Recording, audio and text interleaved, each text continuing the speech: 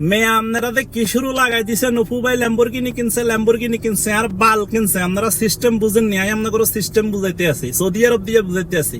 Saudi আরবে অসংখ্য rent a car showroom আছে, ওই রেন্টেকারে গেলে আপনার রোলস রয়েস এবং ল্যাম্বরগিনি পাওয়া যায় রেন্টেকার, কথা বুঝছেন নি? বা শোরুমে গেল, এখন শোরুমে গিয়ে যদি আমি বলি আমার মিলিয়ন ফলোয়ারের আইডি আছে, আমি ভিডিও বানাবো, বেড়ারা হাইতি করে দিয়ে দিব।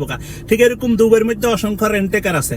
এখন দেখেন গত 2 দিন আগে ল্যাম্বরগিনি নিয়ে আপনার পোস্ট করছে টিকটক অ্যাকাউন্টে, তার এখন পর্যন্ত তার কোনো নতুন ভিডিও আসে না ওই ল্যাম্বরগিনি নিয়ে। তাও যে ভিডিওটা পোস্ট করছে 2 দিন আগে, ওটা আপনার শোরুমের ভিতরে থেকে পোস্ট করছে।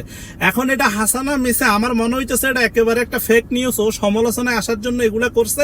হারামগো বাঙালি জাতি কি একটা শুরু লাগাই দিছে, অপু ভাই ল্যাম্বরগিনি কিনছে, অপু ভাই মানে ডাইনে মানে দেনে ঢুকি খালি এখন অপু ভাই, কি যে একটা অবস্থা।